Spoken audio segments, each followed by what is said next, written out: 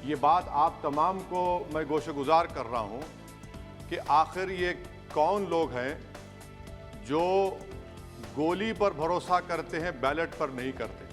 आप इस पर गौर करिए, इन पर यूएपीए क्यों नहीं लगाते आप? भारत की दौलत मोहब्बत है।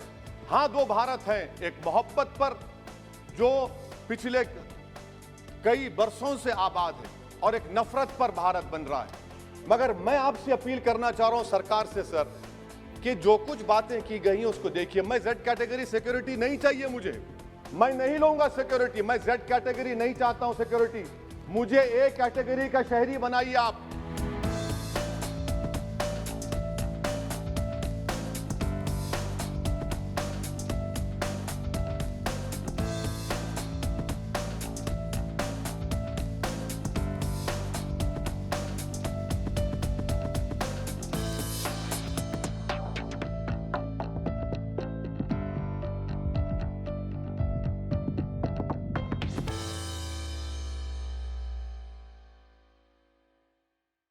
सर, आपका बेहद शुक्रिया कि कल शाम में आपने फ़ोन करके मेरी खैरियत और मुझसे दरियाफ़्त किया कि क्या हुआ, और आपने मुझे बताया कि आपने फ़ौरन पुलिस के आला अहदेदारों से बातचीत भी की। मैं आपका बेहद शुक्रिया अदा करता हूं कि आपने अपनी संवैधानिक ज़िम्मेदारी को एक रुकने पार्लिमान की जान पर जब कातिलाना हमला किया गया टोल गेट पर, आपने उस बात की, मैं आपका शुक्रिया अदा करता हूं। स्पीकर साहब, मैं मुख्तसर से यहाँ पर ये बात कहना चाहूँगा कि मुख्तलिफ़ सियासी पार्टियाँ मुख्तलिफ़ प्रदेश में इक़्तिदार पर हैं। ये बात आप तमाम को मैं गोशगुजार कर रहा हूँ कि आखिर ये कौन लोग हैं जो गोली पर भरोसा करते हैं, बैलेट पर नहीं करते। आखिर ये कौन लोग हैं जो इतना रेडिकलाइज हो चुके हैं कि इनको इस संविधान पर एतमाद नहीं रहा, उनको अंबेडकर के बनाए हुए संविधान के ख़िलाफ़ हैं, जो इतनी नफ़रत पैदा करते हैं। आखिर ये कौन लोग हैं? मैं इसको सियासी गुफ्तगू नहीं करूँगा, ये सब के लिए छोड़ रहा हूँ, क्योंकि जहाँ तक मुझे मालूम कि मैं 2 मरतबा का विधायक हूँ, 4 मरतबा का सांसद हूँ, और अगर इस तरह से अगर राजनीति आगे बढ़ेगी कि टोल गेट पर गाड़ी रुकती है और 4 राउंड गोलियाँ चलाई जाती हैं, आखिर इन नौजवानों को ये कैसे रेडिकलाइज हुए? और मैं सरकार से पूछना चाहता हूं कि क्या उन्होंने ये रेडिकलाइजेशन सैयद कुतुब की किताब पढ़कर रेडिकलाइज हुए, अब्दुल्ला अज़ाम की किताब पढ़कर रेडिकलाइज हुए, या अयमन अल ज़ोहरी की किताब पढ़कर रेडिकलाइज हुए? इसीलिए मैंने सरकार से 2015 में कहा था कि इंटरनल सिक्योरिटी डिपार्टमेंट एमएचए में, उसमें तमाम मज़ाहिब के लोगों का एक काउंटर रेडिकल सेल बनाइए आप। और सर, ये रेडिकलाइज हो चुके हैं तो भारत की इससे राइट विंग कम्युनिज्म और टेररिज्म बढ़ेगा। मैं आपसे अपील कर रहा हूं कि जो गलती एनडीए 1 में की थी, आप वही करने जा रहे हैं। आपको नुकसान होगा, आपकी सरकार को नुकसान होगा, देश को तो, देश की सालिमियत को खतरा तो पैदा हो रहा है। सर, मैं आपके जरिए से सरकार को यह भी बताना चाहूंगा कि जिन लोगों ने ये रेडिकलाइजेशन किया है, आप इस पर गौर करिए, इन पर यूएपीए क्यों नहीं लगाते आप?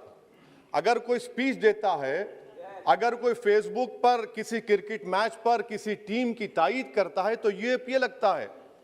एक सिटिंग एमपी के ऊपर यूएपीए नहीं लगेगा सर। मैं सरकार पर छोड़ता हूं। सर, चौथी बात यह है कि रेडिकलाइजेशन की जब बात होती है, हमने यहां पर एक कांग्रेस के बड़े नेता से सुना कि 2 भारत हैं दौलत के एतबार से। नहीं सर, भारत की दौलत मोहब्बत है। भारत की दौलत पैसों की दौलत नहीं है, भारत की दौलत मोहब्बत है। हाँ, 2 भारत हैं, एक मोहब्बत पर जो पिछले कई बरसों से आबाद है और एक नफरत पर भारत बन रहा है। तो क्या आप दौलत की भारत की मिसाल देंगे या मोहब्बत की भारत की मिसाल देंगे? अगर मोहब्बत की भारत की मिसाल देंगे तो उसमें आपको मेरी जबान को रोकने के लिए गोली चलाने की जरूरत नहीं है। इस 2 भारत को समझने की जरूरत है। सर, खत्म सर, मुझे खत्म सर सुनिए सर, मैंने करीब से 6 फीट से गोलियां देखी, मुझे बोलने दीजिए सर। हो सकता है कि कल दिन ना देखूं मैं। अगर मैं यहां पर नहीं बोलूंगा तो कहां बोलूंगा सर? आप मुझे प्लीज बोलने दीजिए। सर, मैं आपसे गुजारिश ये करना चाहूंगा कि आप हरिद्वार में रायपुर में और इलाहाबाद प्रयागराज में मेरे बारे में क्या कहा गया? आपके नाईबी की रिपोर्ट है ना, आप क्यों छुपा रहे उसको? देखिए, मैं मौत से नहीं डरने वाला हूं, हम सबको जाना है इस दुनिया से, बल्कि मैंने कह दिया कि मैं इस वतन में पैदा हुआ, मेरी मां की कोख से तो जमीन पर लिटाया गया। जब मेरी आंख बंद हो जाएगी तो इंशाल्लाह औरंगाबाद की जमीन मुझे दफनाया जाएगा। मगर मैं आपसे अपील करना चाह रहा हूं सरकार से सर, कि जो कुछ बातें की गई हैं उसको देखिए। मैं जेड कैटेगरी सिक्योरिटी नहीं चाहिए मुझे, मैं हरगिज नहीं चाहिए मुझे। मैं 94 से पॉलिटिक्स में हूं, मैं आजाद जिंदगी गुजारना चाहता हूं। मैं घुटन के साथ जिंदा नहीं रह सकता इस दुनिया में। मुझे जिंदा रहना है तो अपनी आवाज उठाना है, मुझे अब जिंदा रहना है तो सरकार किसी के उनके खिलाफ बोलना है, और अगर गोली लगती है तो मुझे कबूल है, मगर मैं घुटन की जिंदगी नहीं गुजार सकता सर। मेरा मानना यह है कि संविधान में अगर देश के गरीबों को, मजलूमों को, अल्पसंख्यक समाज को सिक्योरिटी मिलेगा तो मुझे मिलेगी। सर आपकी चिंता हमें है ना सर, इसलिए सिक्योरिटी दे रहे हैं सर आपको नहीं सर, देश के गरीब बचेंगे तो मैं बचूंगा। ओवैसी की जान इखलाक पीलू से बढ़कर नहीं है सर। ओवैसी की जान उस वक्त बचेगी जब गरीब की जान बचेगी। इसीलिए मैं आपके जरिए सरकार से अपील करना चाहूंगा कि सर इस नफरत को खत्म करिए, इस नफरत को खत्म करिए और इस पर आप गौर करिए। मैं नहीं लूंगा सिक्योरिटी, मैं जेड कैटेगरी नहीं चाहता हूं सिक्योरिटी। मुझे ए कैटेगरी का शहरी बनाइए आप, मुझे एक कैटेगरी का शहरी बनाइए ताकि मेरी और आपकी जिंदगी बराबर हो। जब देश के प्रधानमंत्री पर सिक्योरिटी ब्रीच हुआ, अपोजिशन की तरफ से मैंने कहा था कि गलत हुआ, सब सेकुलर पार्टी के लोगों ने कहा कि ओवैसी तुम क्यों बोले? मैंने कहा नहीं, देश का प्रधानमंत्री मेरा है, सिक्योरिटी ब्रीच हुई तो एक्शन लेना चाहिए।